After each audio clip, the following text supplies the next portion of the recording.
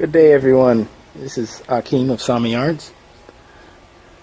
And I'm here with the two people who put me on this earth. This is my mom, or mama, as I say in Kiswahili, on the left. Hello. And my baba on the right, also Kiswahili for father or dad. So I wanted to ask them a few questions. I wanted to get to learn a little bit more and be able to share with everyone what brought you all to be the people that you are.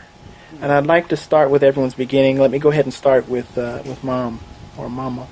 With what was your beginnings? What made you the person that you are? Because let me also talk a little bit about what I've witnessed you do, what we've all witnessed you doing. Now, we've witnessed that you have had this boundless energy all my life. I remembered being 5 years old and waking up at around 4 something in the morning because I heard noise in the living room, and I roll up out of bed and I walk over, almost crawling it feels like, but I remember walking over really short and seeing my mom with nothing but the TV on in the living room with exercise weights and the head warmers and all the exercise ensemble, and it was pretty awesome that I would see that every day, no fail. Mom or mama was exercising all the time. I've also witnessed you at a really difficult juncture in Dad's life, where he was facing a death, where the doctors had given up on him, and you converted the whole family to vegetarians. And in this strength in this process, you also were key in implementing homeschooling me from the 3rd grade through 12th grade. So there's that tells a lot of people that there's some drive there. That's just an example, because you also have gotten deep into spirituality and inspired me to be an even more spiritual person throughout this whole time. Amazing mother. What made you the person that you are? Where did you come from? I think it's the drive that started from when I was a kid. You have to be responsible for you. All the mothers, my father, but all the mothers, the grandmothers, the great-grandmothers, everybody walked fast and did everything fast and multitasked constantly. So, it was just a matter of just doing what you need to do and get it done. That was the biggest deal. Just get it done. You're tired, so what? Everybody's tired. Just get it done.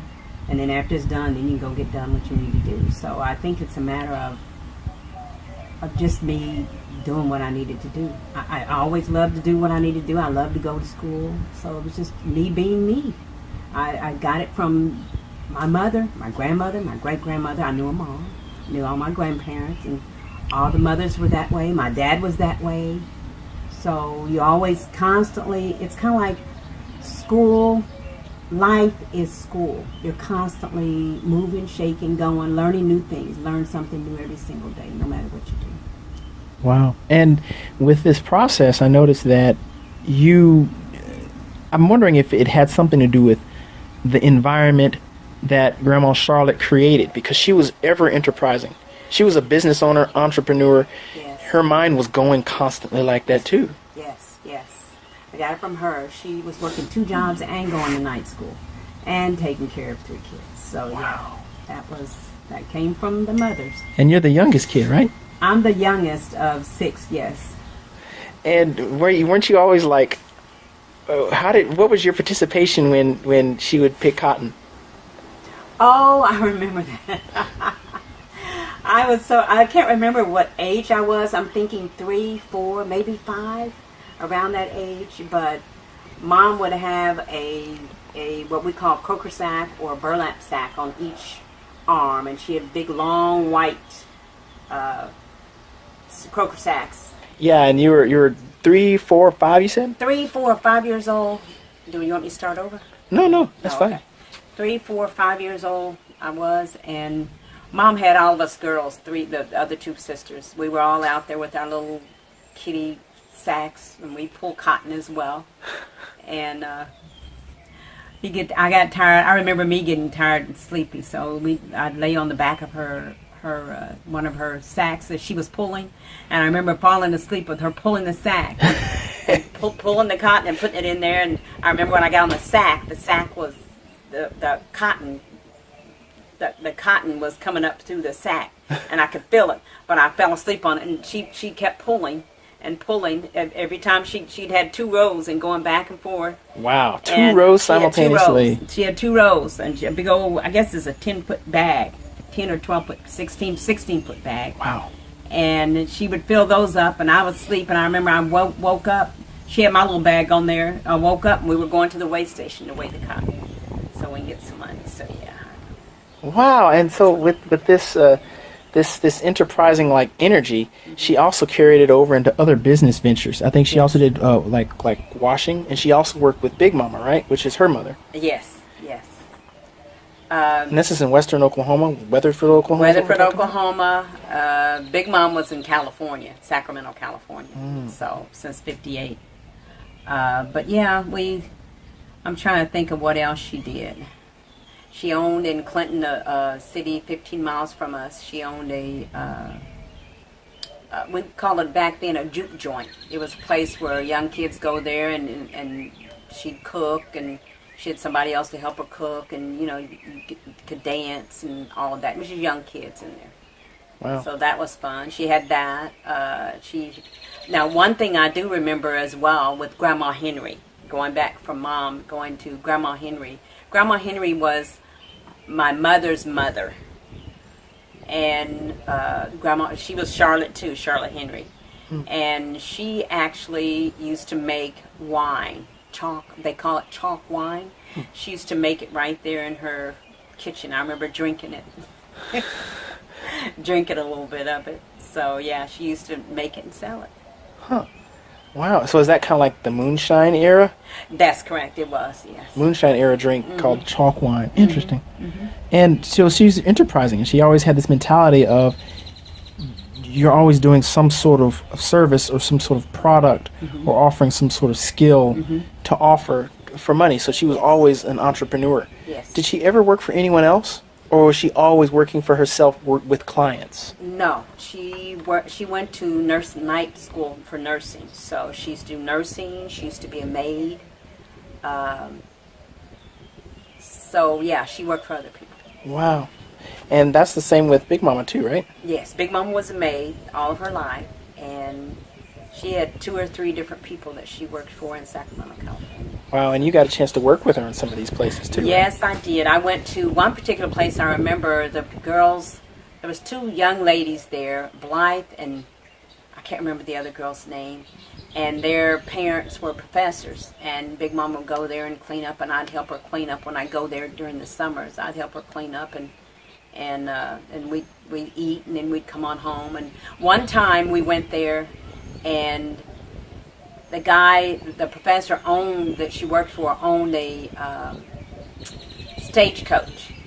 So he wanted me to get on it. I was scared to death. I mean, I was really young. I was probably about 7, 8, 9. Wow. I was really young. He wanted me to get on it, and he actually looked like you're back in the Western movie. I mean, he had the hat on, and he had the black garb with the white ruffle shirt on there, and he was actually driving the stagecoach. And he asked me he waved me to come up, and I'm going, no. So it sounds like you had experiences where your mother brought you places where you were given Yes. further experiences Yes. to kind of broaden your mind even more. Yes. Right? And I'm thinking to myself, that probably led toward the desire to like electrical engineering and other things like that you Yes. studied for. Yes, Right? it And to did. become a manager and a boss yourself. Yes, I did. Yeah, weren't you, when I was a kid, I remember you being like a manager in Albertsons. You were actually 2 different, like, manager, like, basically Yes. the boss of, like, the butcher block and Yes. the deli. And At a a- specialty cheese shop in San Antonio. It was a specialty cheese shop. It was in an exclusive area, and it was for Albertsons until they decided to pull up and move in a different location. So yeah, it was in what we call the 09er location in San Antonio. So yes. And that same, like, drive that you had to be to be the strong mother that you've always been and shown the example of, the hard work and the regimen kind of showed. So I want to go back a little bit earlier to your teens. And that's when you met Dad. Yes. When you met Baba. And Yes. with you two just became teen parents. Yes. By choice, you became teen parents. And it was kind of a surprise, but going through it was such a powerful galvanizing moment where you two were together, and Dad had been in the perspective that you don't leave your children behind, and you two were became like an inseparable unit that still to this day shows. It still shows in the undertone of how you two operate.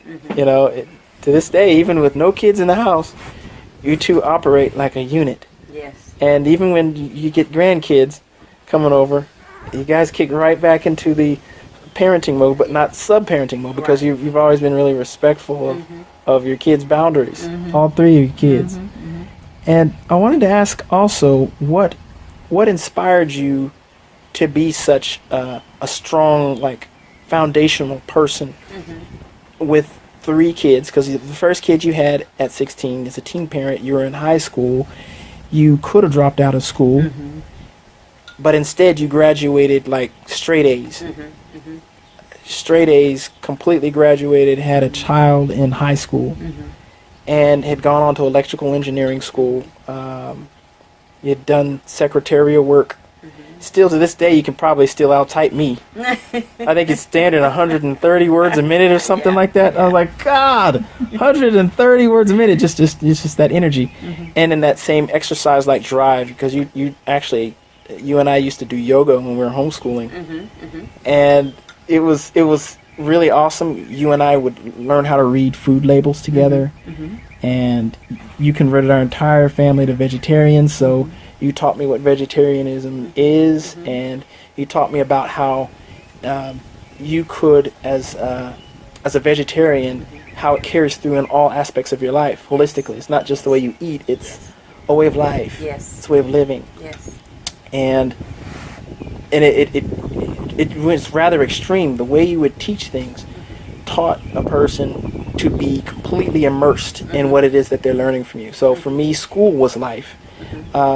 Yoga was a part of life, side by side with martial arts. Y'all brought me to start martial arts when I was 14 to kind of give me a bigger, broader area to work out and connect with community. And how pivotal martial arts has been in my life also. And I'm going to go into the part with Dad in the later part of this interview about how he introduced me to martial arts later, but I want to focus on you here. So for you, what gave you the drive to just convert the whole family over to vegetarians, to homeschool your child, me, your second and third child, and what keeps you going? Because I mean, if I just look in this area here, I'm seeing, look at these. She's got a green thumb. Look at this garden. She's got a big, beautiful garden here, and this is just half of it. We've got more on one side of the house. On the other side, we've got a whole operation going on. You got a kiln, you got a whole bunch of things out here. With all these things, you've been, and this is what Dad brags on all the time, that you're the center of it. You're the driving force for the whole thing. Even today, you kind of thought that was just what you do when you're a parent, and then you're retired. But you don't seem to ever retire. No. Why don't you retire? What's going on with that? Well, That's powerful. I am retired, but all this stuff is normal to me. But what seems normal to me is extravagant or amazing to other people. It's because that was always my drive, to make sure I do the biggest, the best, the baddest that I could do, not comparing myself to anyone else. Just making sure that I did me. And how I did me is did what Mama did, I did what Daddy did, I did what my grandmother did, my great-grandmother did. Because I knew my whole family. I knew everybody, and I lived with my great-grandmother I actually lived with. So I was actually pregnant at 15. I met your dad when I was 12 and he was 13 in the summer.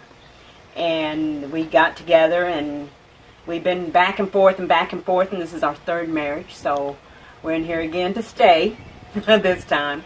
But as far as the drive came from my family. My whole family's like that. Both my sisters, Doris and Sally, are just like that. So we all have that drive. We got it from mom and dad. It's constantly learning something. When you learn something, you don't just learn it. You learn it to the core. And after you learn it to the core, then you move on from there. But you learn it so that way you can teach it if you choose to. So. And it's normal stuff to me. I mean, that's the way I lived. And I love going to school and I love learning. So since I think of school as lifelong learning, it's a never-ending process. When you talk about retirement, there's no such thing really as retirement because you're still always doing things. You're still always learning things. I'm still learning things like I'm a little kid all over again. And it hasn't changed. And the grandkids, if they ask me about it, I give that information to them as well.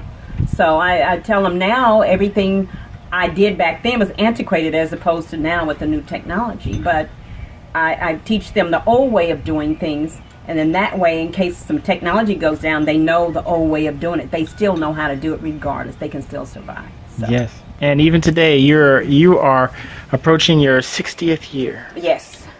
The big 60. Happily. But it's like, and that's the other thing, you embrace your age so gracefully. And people think you're in your 40s. Yes. It's like, wow. And that's kind of funny because that's the same thing on the video that people are going to be looking at on Sami Arts that was posted just recently.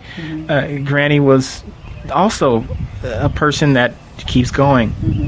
The drive to keep going and learning and growing, and being able to outdo me with emoticons and things like that. And that's the same thing that you actually brought me into the technical field. Yes. Actually, you brought me into the path that made me a network operations center engineer. Yes. We were both tech support together. Yes. And we got to share a mother-son relationship, yes, even in professional setting. Yes. And we even developed a reputation for our hard work ethic. Yes.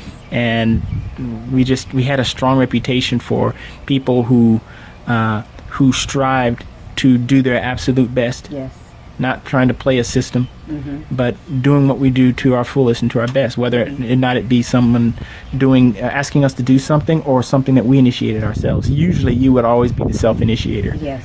And always creating these opportunities. So treat people the way you want to be treated. So the other person on the other side of that phone, they called you to get something done. They didn't call you because you're getting money to get paid for the job to answer the phone. Do it right the first time. They don't have to call back the second and the third time. And that's always been my philosophy. Everything you do it to the fullest. And you don't have to go and redo stuff. So, yeah. Wow. It's all a part of learning. It's all a part of learning. Yes. Awesome, Mom. Thank you very much for telling us about some of the core that makes me and my sisters who we are. Thank you, son. I appreciate you, Mama. I love you. I appreciate all three of you guys. I love you guys. Love all 5 of my grandbabies. Yeah, 5. Yes. All right, now let me switch over to Dad here. So this is my Baba right here, Almas Jamil Sami. He has been a public speaker. He has been a book writer since I was the young age of 7. He began when we were in poverty. We had been in poverty multiple times. Both of them had worked so hard to get us out of the poverty situations that we'd been in, the different things that happened that brought us to a place where we had to dig in as a family, become even more powerful and stronger. I remember many candlelight moments where we lost commercial power. Y'all had worked so hard, and to still have these weird sideways things thrown at you, and just watching both of you fight your way out of it. It was just amazing. What are some of the things that made you such a driving force yourself? Because you have 9 planets in your astrological profile in Leo. 9 of 12 are like Leo. So there's a strong Leo energy coming off of you. How was your beginnings? Well, first of all, I want to say that I picked the right mother. I picked the right woman. She, what really got me into Kai, and really into Kai, first time I saw her We were standing on a corner in Clinton, Oklahoma, down there by Miss Taylor's store. I think it's Modell and Glenn Smith. And we were sitting there looking, and I never saw her before. She lived in Weatherford, which is about 15 miles away. So I had never seen her before. And I'm standing there with this crowd of kids. We were laughing and talking, having a good time. And I looked over there and I said, "My God, who is that?" She had this Angela Davis afro, those light brown eyes, and she had this spark, this spunk that I'd never seen before. And I go, "My God, who in the heck is that?" And I sat there and looked at her and watched her interact with the people there. What really got me was later on in life, in this arrangement, I found out that she was a straight A student, and she didn't have to be in school. Did not have to be doing the things she was doing. She could have been playing around or like other kids that age. You know, she didn't have to go to school. She wasn't made to go to school. But she was not only in school, but she was a straight A student. And I had a learning disability, so I could never make straight A. So that automatically drew me to her in a way that you know, I was always trying to take shortcuts to get out of stuff, you know. Be honest. And then that's what I was into, you know. That's why I wrote this How Brilliant Kids. It's a lecture that I gave to teachers. How brilliant kids hide from good teachers. It was the story of me. And this is how I got out of doing work and making sure that I came out on top. You know, how to speak, how to do all the things that I learned how to do. And but when I saw Kai with that, it just drew me to her. Not only because she was a straight A student, I knew other straight A students, but I never saw self-made straight A students. Everybody had a home where they were welcomed to be the best they could be. Like we try to provide for you guys, but my God, man, she struggled on her own, all by herself, and that attracted me to her, and it turned out to be a wonderful thing in that, you know, we're both fire signs, you know, which is, you know, we don't always get along. We didn't always get along. I mean, it was heads up, but we always knew that the other had the best in mind for the other. I never, ever questioned Kai's dedication to our kids, our life, and what she was all about. She did the same thing for you guys she did for herself. I saw that. I lived it. So I was very fortunate to have found someone who was totally espoused in relationship, getting better, making better. We had these, you talked about these tough times we had. That was mostly my fault. I mean, I had a problem, you know, it started from my childhood when I started doing, you know, finding out how to get out of things. Yeah, around integration era, which is common with other African American males, especially having issues with adapting to the educational system, and they not have the proper techniques to work with African American youth, which are active kinesthetic learners. Yeah. As per what Dr. Juan Zakanjusha was talking about, he was saying something to the effect of 66% of African American and Latino kids were they're not learning disadvantaged as a lot of school teachers up to this point are trained in. They're not learning disadvantaged, just they learn differently. They're active kinesthetic learners, and you had this, like other African American kids, it seemed like you were the kid who saw gaps within their teaching plan that didn't accommodate you. That's exactly right. And you just kind of played with it, is what it sounds like?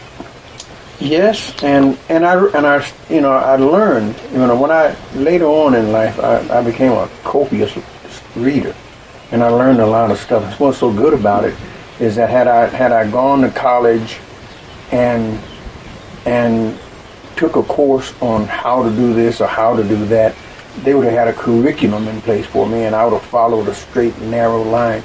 But since I became an avid learner, and I had this wife that was just powerful for me, I was able to pick and choose what I wanted to learn. I had to let the ancestors guide me the whole time. So the school system is not a spiritual system. In fact, the church is not spiritual systems. A spiritual system is where you take in what your ancestors tell you or God tell you, the Lord. People talk about what they worship and what they go to school and but the truth of the matter is your ancestors are, I believe, that's my illusion, is the ancestors are guiding me, have always guided me. They guided me to kind, they guided me to, as a matter of fact, I became a vegetarian because I bought a book called, what was that thing? Living Health. Fit for Life. And Kai got it, and next thing you know, we became vegetarians because she read the book. More so than I did. I read it, don't get me wrong, I read it and I liked it, and I said, man, that's... You taught yourself to read, though, didn't you? Yeah. And you also learned how to speak by wasn't it Walter Cronkite? Yeah, the newscast. My parents did not like this here and that deal, that language that was broken from my ancestors having been enslaved. Ebonics. And my father wanted us, my mother wanted us to always speak well. So we had to work on that. So one of the things I learned to do was listen to Walter Cronkite on the evening news, and I would watch the TV and follow along what they were all saying, whether it was a TV show or whatever.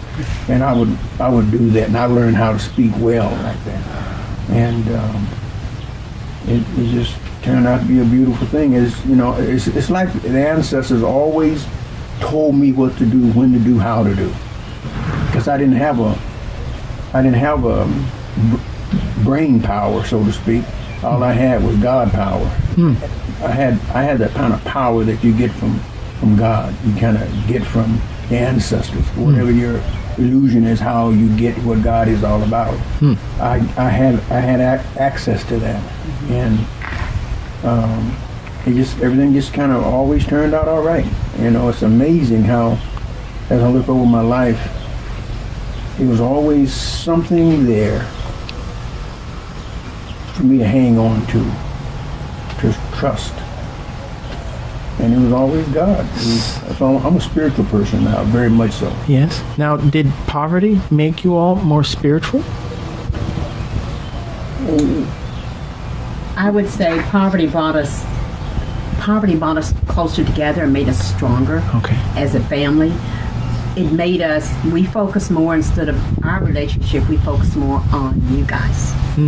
And the biggest deal was to make sure you get your education so you all can do what you need to do and bring it to our kids and our grandkids.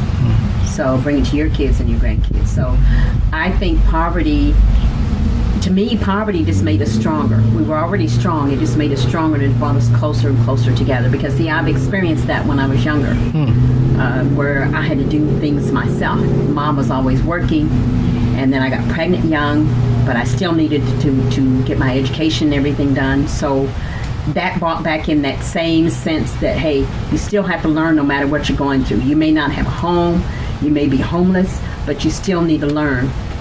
You still got to learn. You still got to prepare for the future, no matter what the future may be. The future's going to come to you, no matter what it's going to be. So I think it brought us closer together and more of a unit as a family, and for you guys. Wow. It was tough. Not to say it wasn't. It was tough, and it was a crying time, yes. But you cried together. We all cried together. So it was about us as a family and as a unit. We did what we needed to do to get done, to get everything done. So yes. Okay. So what did you Is that? Yeah. Yeah, very much so. I grew up with a father who simply refused to leave his kids behind. I didn't. That's the paradigm I knew. I didn't know any other way. And when we had poverty, and keep in mind, nobody else would have stayed with me other than this woman here, Kai. Nobody would have stayed with me through all that. In fact, they told us that in the speech one time when I was telling the kids what we had been UTSA. through. UTSA. You were on a panel. I was on a panel. That's exactly right. And those kids were in the audience, college kids. And I told them what we did, how we struggling with, homelessness and things like that. But this woman stood right by me. Anybody else would have left me. And I said that in the speech. And the little girl in the back there, she goes, yes, I'd have left you too. and she was right. She just simply said what everybody was thinking, that we'd all would have left you. And they all would have. But Kai always saw my light. She always had that understanding that underneath it all was somebody who cared, somebody who loved, who had love. And she always saw that. That's one of the things that held us together all those years. Is that understanding that we had love for each other and love for life, love for the planet, love for people. And that's what we did. We just sat out when we put the Unshackled Mind together. Guess who typed it up? You know who? I remember when it was And editing, right? very grueling, because I remember when you had it written it down, and then I had to try to type from your notes, knowing how you scribble as a male. He had that doctor scratch, did he? Oh, I don't even know what you call that. Chicken scratch is what I would call it. But anyway, I remember when I first typed it, and then we got the first compact computer, and I had to convert it to that, so I had to type it all over again. This time it was on computer. We had it on floppy disk back in the day. Oh yeah, the 3 1/4. Right, so we had it on floppy disk, and then finally we had to put it on a real computer. Every time technology upgraded, then we had to upgrade. So the floppy disk, I remember some of them didn't convert, so I'm typing all over again. I start the whole process all over again. That was a 10-year stint there, wasn't it, for us? Oh yeah. And it started during poverty. Now, how did Very you guys grueling. get us out of poverty, though? How did you guys get us out? What did it take? Because, I mean, I also specifically remember that right after the military, there were some tough times that Dad was dealing with in the mental health area from the traumatic experiences that he endured. He wasn't a Vietnam vet, but he was the fresh post-Nam era veteran during.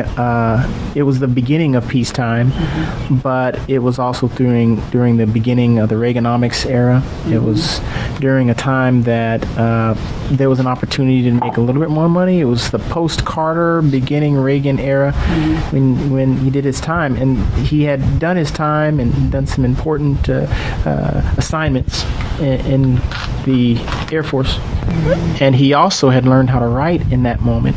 But his choice at that time was to make the bucks, however he can make it for his family. And what I noticed from what I heard you all say, and what you've explained to me over the years, is that you tried to do work through insurance and through sales, because that had the best operation or the best opportunity to make the most money.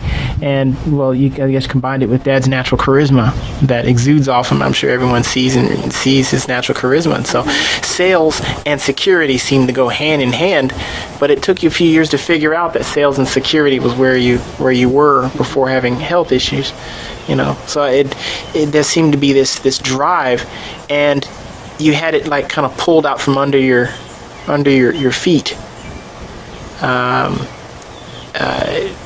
It kind of was pulled out from under your feet, and so our family was in a place of dire straits monetarily. What did you all do to get out? What was the mentality? What was the mindset that you used to get out of that place? Because a lot of people give up. Yeah, we also had tax problems, the IRS. Yeah, IRS tax problems from when we had the business. Yeah. And then we didn't have a 501c3. Yeah. We didn't have that. We just had a business that we had started up doing the Unshackled Mind. I think for me, and I'm going to speak a little bit on me, because everything that I do goes way back to when I did everything myself. When I say did everything myself, I had to have the drive to get up in the morning to go to school and to make sure I do my work, and because I had to have the drive to do it, but also I loved it. So at this juncture of our time, since I was the mother, so I was the head of the family as the mother. I knew you all needed food. He was the head of the family as the dad, and he knew he needed security and safety. So what did we do? We went in and we first started off together. We decided, well, we're going to take it a day at a time. We painted curbs, and that's how we got our money on a daily basis. And then finally, I kept applying for jobs. And you're doing this while pregnant. And I was doing this while I was pregnant. What was it, 8 months pregnant? 7 or 8 months at that time, right? And it was hot. It was in the summertime. Yeah, it was in the summertime. July. It was real hot. But again, it went back. I had to draw upon my strength from when I was younger, and I had to do what you got to do to get it done and to get everybody taken care of. It wasn't about me. It was about my family now. So now it's a little different, although the same, because I take care of my family like I took care of me as an individual. Wow. So it wasn't about us as a couple in our relationship. It was about you guys. So we wanted to get you all out of that, and you all were having fun. I don't know how you all had fun out of it. It was grueling, but you all were having fun, and we were trying to figure out what to do. So what was your thought during, because I know you have a different thought, a little bit slightly different thought than I did on that. Psychology seemed to play a lot in our experience there. It's because you mentioned in the Unshackled Mind that a difference between poor and broken.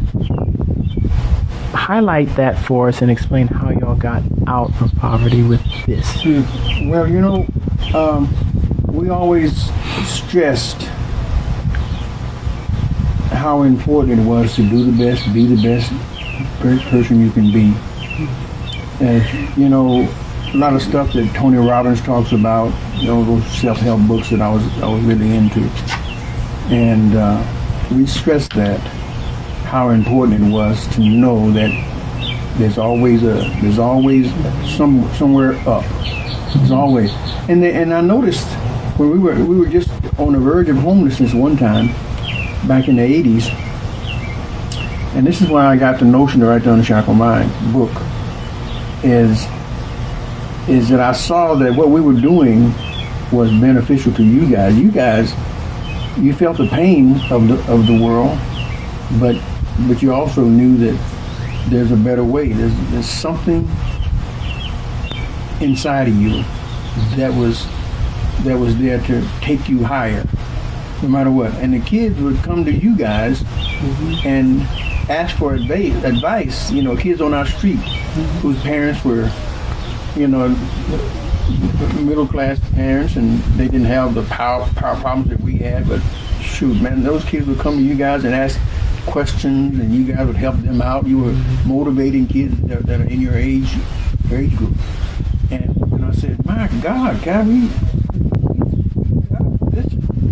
should write a book about this. How do we do this? What do other kids need? What did I need? Me and my father really did not know each other that well. And he was a powerful man, but we did not really know each other that well. And I wanted to make sure that I knew you. I wanted to make sure that you knew me, more importantly. And so we spent a lot of time together talking and juxtaposing ideas and whatnot. That was powerful discussions. And you always tempered all of our both family and interpersonal, like just you and me time.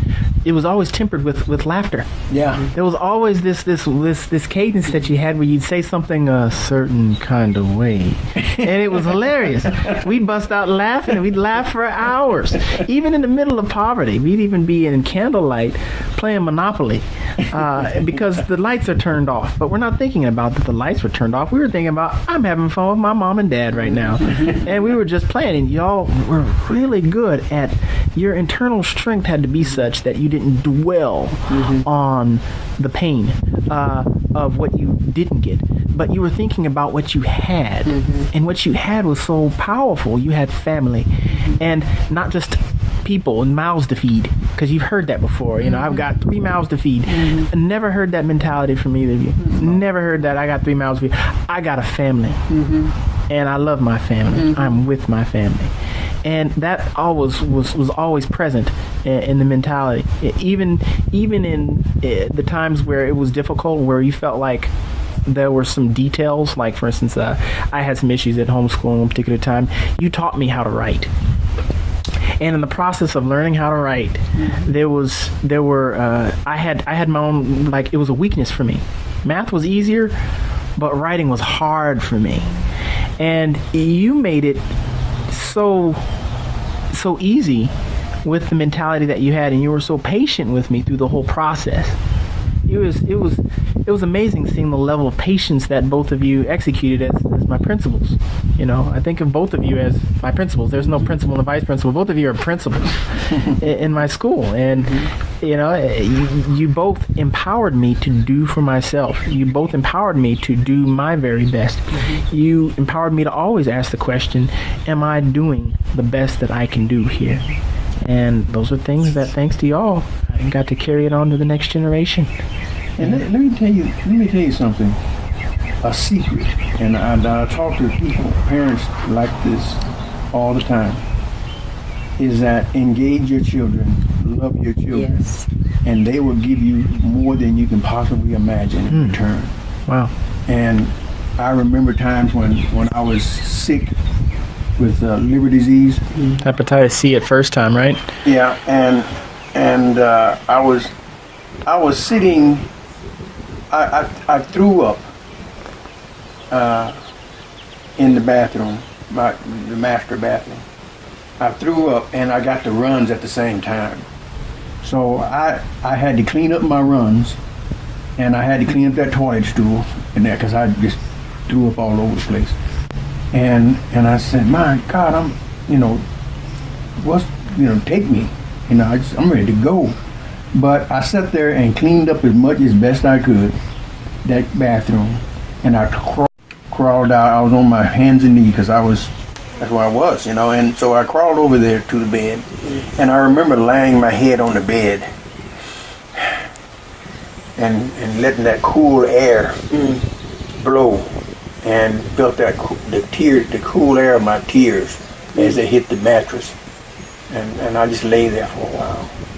But here's where you guys came in. After I laid there, and I made it back up into the bed, and I just laid there, and you guys came home from Whole Foods, and laughing and talking and having fun like you always do, and I knew right then that I was going to be all right. And that happened time and time and time again. Your kids will lift you up if you let them. If you give them something, they'll do whatever it takes to lift you up. So when I hear these guys talking about they don't know their kids, they don't work with their kids, they don't do anything with their kids, I tell them, man, you're missing out on something very valuable, because your kids have something that you don't have access to, and that is joy. And they'll give you joy. And this is what, hey, that's why I'm alive today. You guys, you know, I had kids. Jamila was the one that was taking care of you when you were sitting home sick. Yes, Jamila, Sophie, Stayed home. all three Yeah. of you guys did it. Yeah. You guys, all three had something different than the other did to bring me to.